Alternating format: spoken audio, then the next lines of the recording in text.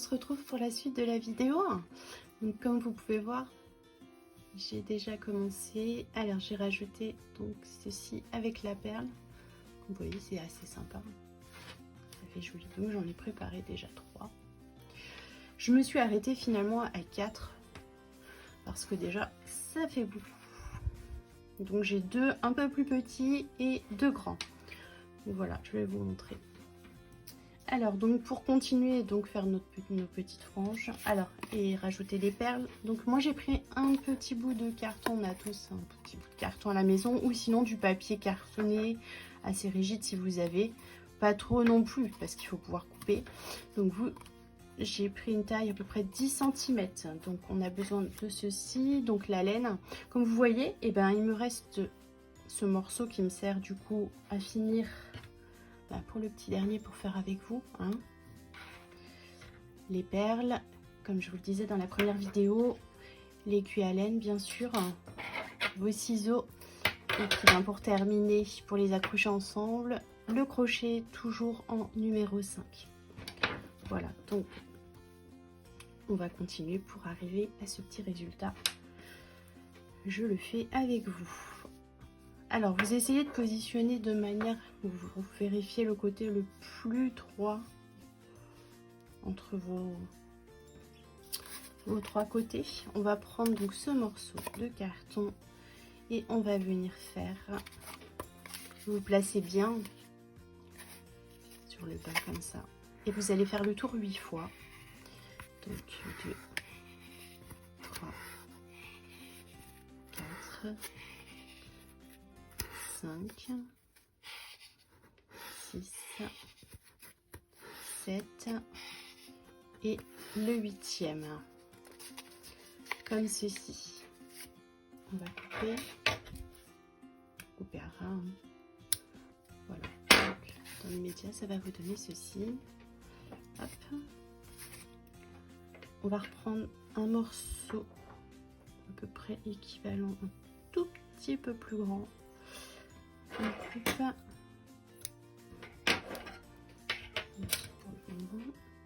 On va venir passer notre aiguille dans ce fil. Vous essayez de bien tirer les 2 petits morceaux qui vous restent de chaque côté pour que ça soit bien hop, à la même taille. Vous placez votre aiguille en dessous et vous n'avez plus qu'à venir assembler en faisant juste un petit nœud.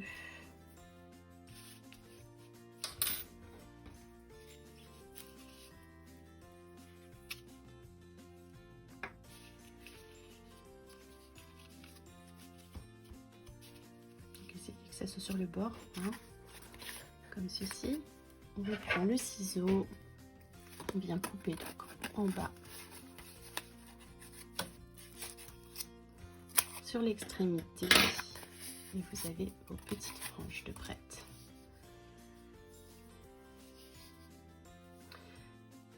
Alors, je me suis un peu emmêlée avec ce morceau.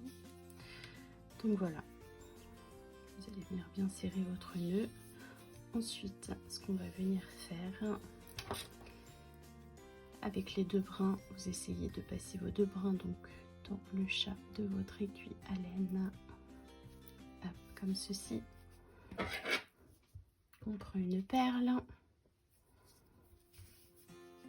on la met au bout et vous n'avez plus qu'à venir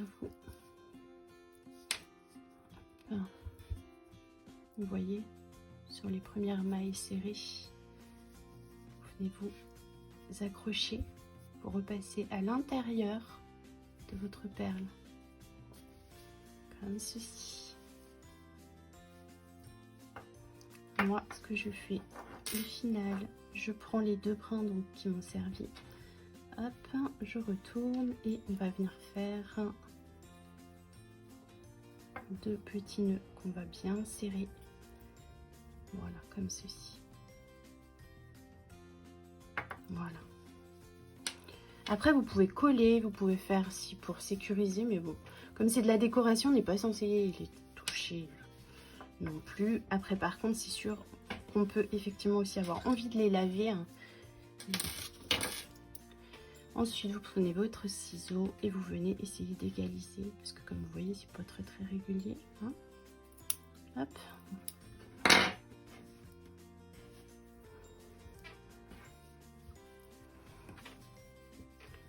Moi je trouve ça très simple, en plus ça a beaucoup mais ça a beaucoup de charme, hein. Vous voyez, c'est pas mal. Hop. Donc voilà. Une fois qu'on a fait tout ça,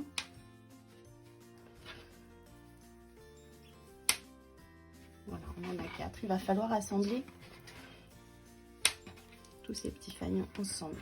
Alors, on va prendre notre fil et on va venir monter une chaînette de 10 mailles en l'air.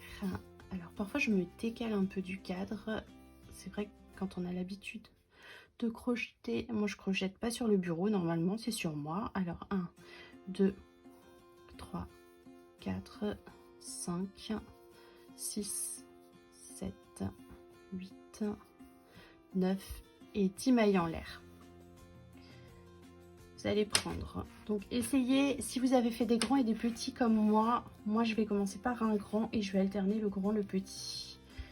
Donc, le plus grand, et faites aussi attention de bien vous accrocher sur l'endroit de votre petit triangle et non pas l'envers.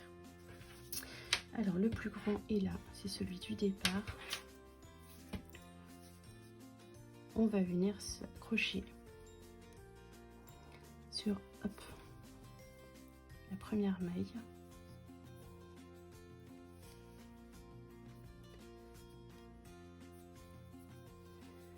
Là.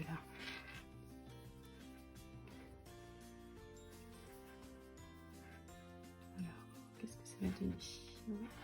Donc je le fais au fur et à mesure avec vous, hein. Je n'ai pas fait avant. On va venir faire une petite maille coulée, hein, pour accrocher. Vous allez retourner. On va faire une maille en l'air et on va revenir faire donc tout un rang de mailles serrées tout le long. Vous voyez, vous cliquez, vous raccordez comme ceci.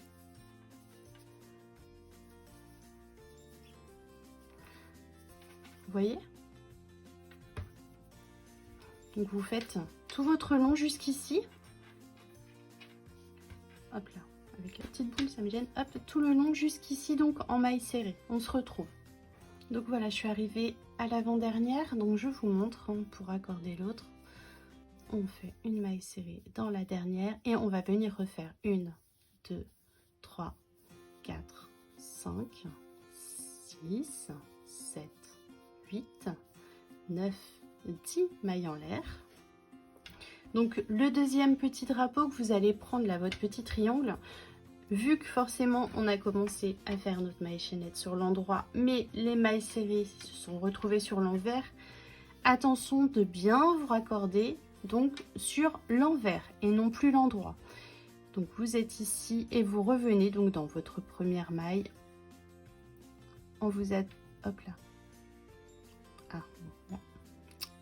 Alors on va s'attacher comme ceci par une maille coulée, une maille en l'air et on repart en maille serrée tout le long de notre triangle. Comme ceci, vous voyez?